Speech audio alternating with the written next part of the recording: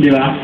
Meron nga po ako narinig na, na testimony, sabi niya, meron daw lumapit sa kanya nagpa-pray, buntis daw po yun. Yung isa, na po yung anak niya, 13. Ngayon sa tiyan niya, pang 14 na yun.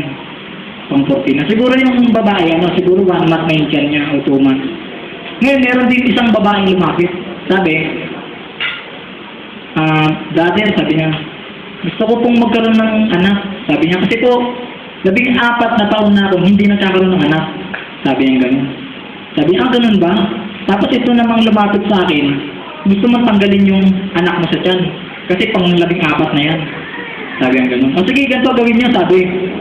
Magyakapan kayo. Sabi niya, bakit mo kami magyakapan? Sabi niya. Kasi yung baby mo sa tiyan, ililipat natin dito sa hindi pa nag-ubuntis. Sabi, pwede ba yun? Nagtakamen yung dalawang babae. Sabi niya, sige na, yakapin mo siya. Hanggang nag-pray yung brother, sabi niya na, Lord, sabi niya, itong laman ng tiyan nito, ilipat mo rito. Sabi niya gano'n. Siguro sa kanila, walang dati. Kasi parang, baliwata natin. Baka ganun lang yung isipin nila eh. Hanggang sa kinabukasan, ang nangyari po rin sa babaeng buntis binubo, nakunan. Yung babae nagulat siya, buntis na pala siya 1 month. Di ba, amen po? Kung isipin nyo, hindi ito magagawa ng tao, sabi nga. Ngunit magagawa ng Diyos ang lahat ng bagay. Naniniwala ho ba kayo dun sa pamilyang nasira na pwede pang mabuo? Amen. Amen, di ba? Ang dami nag-amen. Nakakagulat. Kasi meron din po akong narinig na kwento. Yung asawa niya patay na. Ngayon ang nangyari, ang bumubuhay na sa kanila yung tatay. Tatay na lang. Ngayon yung tatay, may dalawa siyang anak, babae at lalaki. Pinaampo niya sa bayan punan. Ngayon doon sa bayan punan, siguro mga bata pa lang, mga 4 years old, 5, 7. Sa tuwing dumarating yung tatay nila, linggo-linggo dumarating doon, binibisita yung mga anak. Sabi niya, o anak, kamusta na kayo? Ngayon yung mga bata nag-iiyanan. Siyempre, linggo-linggo nakikita yung magulang di araw-araw. Hanggang dumating sa point na sabi ng mga madre, sir, sabi niya, dumalo yung tatay, sabi niya, huwag na po kayo magpakita ka sa anak niyo. Sabi, bakit? Sabi niya, kasi kami ang nahihirapan kapag nagkikita sila, iyak ng iyak. Kami ang nahihirapan magpatigil. Kaya, kung okay lang sa inyo, doon na lang kayo sa may salamin, makikita niyo siya rin. Hindi alam nung lalaki yung salamin, one-way mirror lang. Kumbaga, siya lang ang nakakakita sa loob. Pero yung mga nasa loob, hindi nakikita sa labas.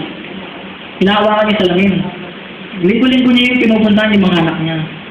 Hanggang sa yung mga nagdalaga ni anak niya, tsaka ng binata na, nagtanim niyang galit.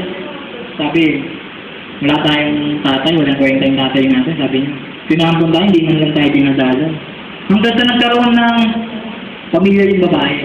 Tapos yung nagkaroon din ng pamilya yung lalaki. Hanggang sa dumating na point na nagkaroon ng apo yung tatay nila, nagkaroon na ng asawa yung babae. Eh ngayon, yung bahay ng anak niya, nandito lang. Yung tatay niya, nandito lang. Magkalapit lang. Pag pinupuntahan ng tatay niya yung anak niya, kinakamusta. Galit na galit. Sabi niya, umas ka rito. Sabi niya, wala kang kwentang tatay. Sabi niya, wala kang tatay. Sabi niya, ganun. Hindi naman magawang ipaliwanag ng tatay kasi pinangungunahan ng galit ng anak niya. Kaya ang nangyari, yung apo na itong lolo, na ma-share sila sa Luneta, hanggang sa sinabi ng apo niya, anak, ay sabi niya, Lo, sabi niya, ano bang pinaka-pangit na nangyari sa buhay niyo? Sabi niya gano'n. Sabi niya, siguro yung dinala ko sa bahay ang buhay ng mama mo. Sabi ng anak, ay sabi ng apo, bakit o? Kasi hindi nila alam na dinadalo ko sila linggo-linggo. Ang sabi niya, ang totoo talaga nga, ayaw ng mga madre na malapit ako sa kanila kasi nahihirapan sila magpatigil ng bata, iyak ng iyak. Hanggang sa nung time na yun, umuwi na po yung bata. Sabi niya sa nanay niya na bakit hindi natin sinasama si Lolo rito kasi nag-iisa lang siya sa bahay, matanda na siya, kawawa naman. Sabi niya, wala nang nag-aasikaso pag natutulog mag-isa, siya lang nandun, walang kasama. Sabi nung nanay, anak, huwag mga babanggitin sa akin yung lolo mo. Sabi niya, walang kwentang lolo yan, tanda mo. Sabi niya gano'n.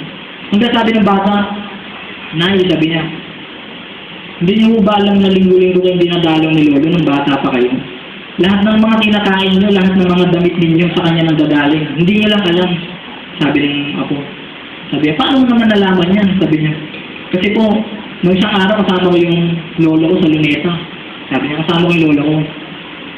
Sinabi niya ho sa akin yan. Hanggang sa sinabi ng anak, totoo ba yung sinasabi mo? Sabi niya. Kasi ang alam ko talaga, sabi niya, hindi kami dinadalaw ng lolo mo, sabi niya.